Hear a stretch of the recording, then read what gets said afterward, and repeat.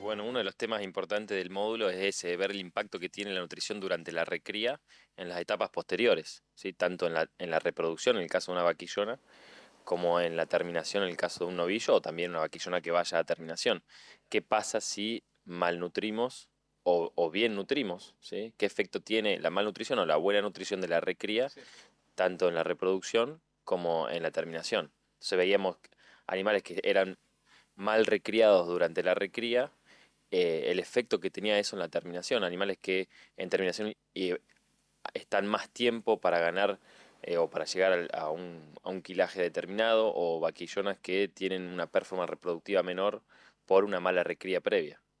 Ingeniero, y en ese sentido, impacta directamente lo que es la reproducción, la etapa de recría, la nutrición en la etapa de recría en cuanto a eficiencia de preñez y posterior producción de terneros. Sí, sí, eficiencia de preñez, la ciclicidad, o sea, la edad del primer ciclo, ¿sí? Eso es importante, cuándo se da el primer ciclo y cuándo se da el primer ciclo fértil.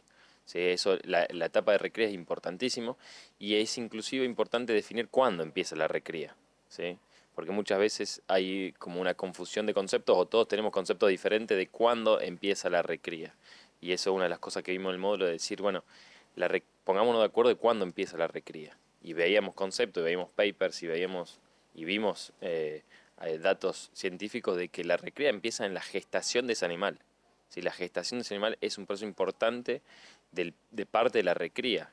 Malnutrir a la madre va a generar efectos a largo plazo en ese ternero o en esa ternera, que impactan en la reproducción de esa ternera y en la producción de ese ternero, ¿sí? Tanto en la parte reproductiva como en la parte productiva. Ahora, ingeniero, los animales que van a terminación o para frigorífico, tanto hembras como machos, también la nutrición en etapa de recría es de suma importancia, ¿no? Es de suma importancia. Muchas veces en el feedlot o en la engorda corral, animales que entran mal recriados hacen un efecto compensatorio en el feedlot. Y muchos nos confiamos en ese efecto compensatorio, son animales que ganan más kilos que aquel que fue bien recriado, pero tenemos que tener claro que ese efecto compensatorio no compensa el 100% de los kilos que no se ganaron en la recría. ¿Sí? Kilos que no ganamos en la recría no lo compensamos 100% en la terminación. Entonces no podemos pretender llegar a un quilaje determinado con un animal mal recriado, ¿sí? Tenemos que recriar bien el animal para llegar a quilajes objetivos altos, ¿sí?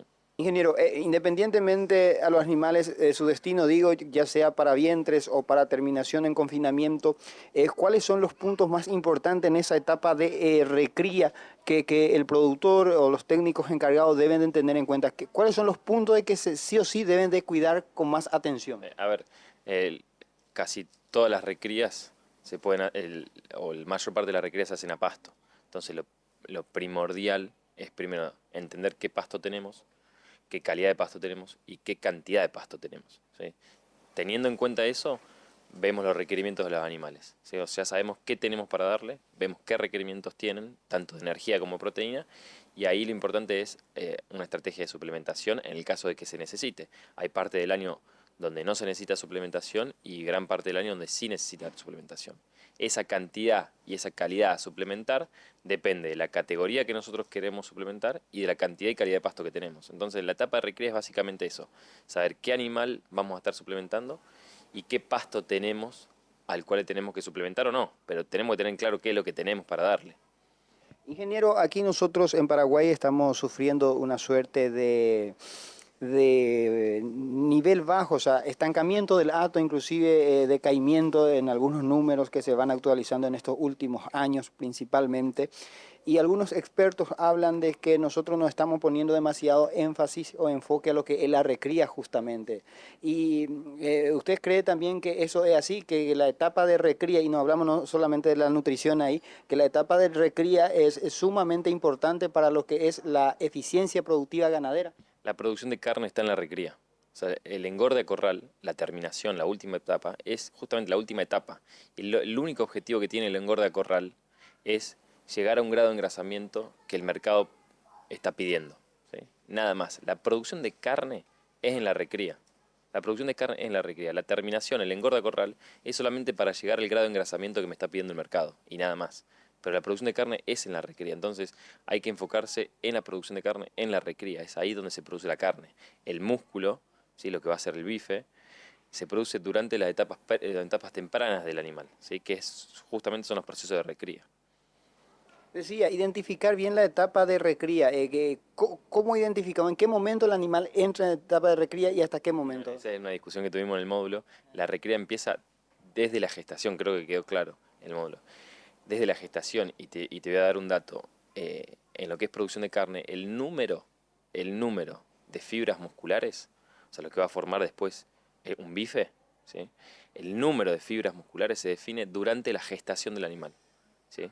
En las etapas, la etapa media a la etapa tardía de la gestación. A partir del mes 3 4 hasta el final de la gestación, se desarrolla el número de células que van a generar fibras musculares. Tipo una programación. Exactamente. Si nosotros malnutrimos a la madre, que es una estrategia a veces, entendemos que la vaca se banca bastante bien la restricción nutricional, pero esa restricción nutricional va a generar una merma y una disminución en el número de fibras musculares de ese animal. Y nunca más ese animal tiene la oportunidad de poder compensar esas fibras musculares. Porque después el tamaño del bife de la carne es número de fibras musculares por el tamaño de esas fibras. ¿Sí? Lo que se puede modificar es el tamaño de esas fibras a lo largo de la vida del ternero. ¿Sí?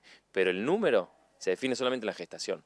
Entonces, a tu pregunta de cuándo empieza la recría, me parece que ahí se contesta. La recría empieza desde la concepción